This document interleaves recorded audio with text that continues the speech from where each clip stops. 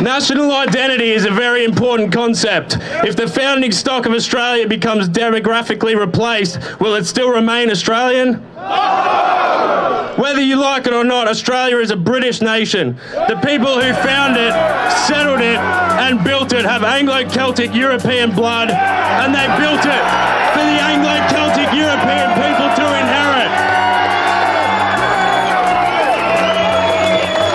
People ask, what is Australian culture? Or define Australian culture in one word. Or Aussie culture is just drinking beer and beating your wife, which is anti-white racism, by the way. We hear this rhetoric a lot from the far left who want to erase our culture and heritage by vandalising statues, among other things. Australian culture definitely cannot be defined in a single word, and it's something that every Australian naturally feels within them. Australian culture is a unique concept, and it's a way of life that boils down to the way we talk, our language and dialogue, the way we look, the way we dress, our work ethic, our building style, our behaviour, our food, our music, our arts. Much of our culture flows downstream directly from our British European heritage, but the unique Australian culture can only be found here. It's not something that can be worn or acted, it's just the way we are.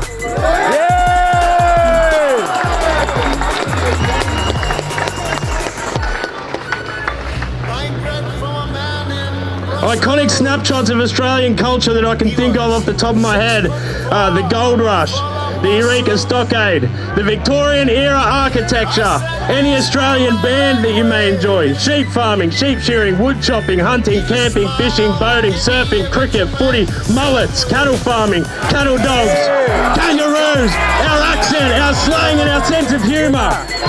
All of this is part of Australian culture, and the list would go on and on and on. We, the people of Australia, are the Australian culture. It is within us. The reason why so many people from all over the world want to come here is because we have built such a wonderful country on the back of our unique and innovative culture.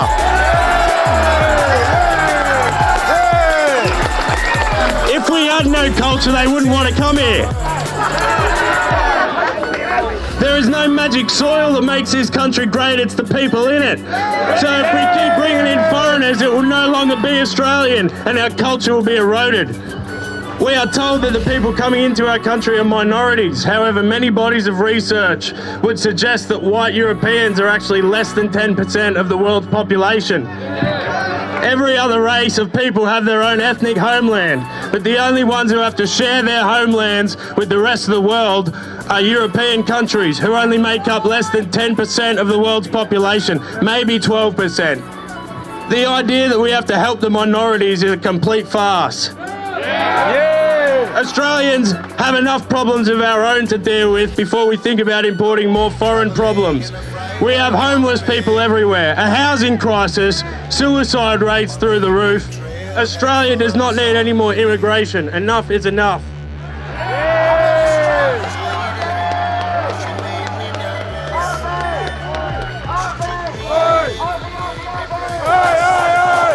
Today we stand together as Australian patriots and we say it's okay to fight for your culture and heritage. It's okay to protect our children's future.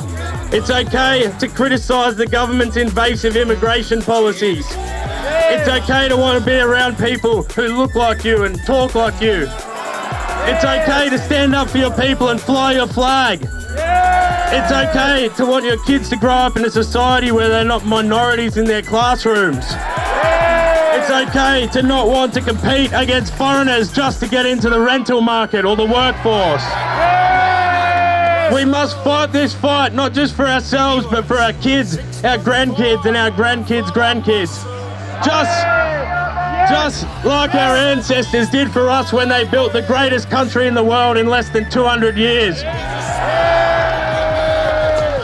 Australia is absolutely worth fighting for, and it is worth protecting our people, our heritage, and our unique culture. Before I start introducing and bringing up the other speakers, I just want to thank everyone for coming. I want to thank Beck Freedom. She's an absolute legend who has been put through hell for this event. I want to thank March for Australia website owners Hugo Ospill and his friend for the promotion and logistics. I want to thank all the people on social media who backed us up and supported this event. And I want to thank all the other state organisers who have put their necks on the line for this event and have been publicly scrutinised by the media. They are all great patriots. Thank you.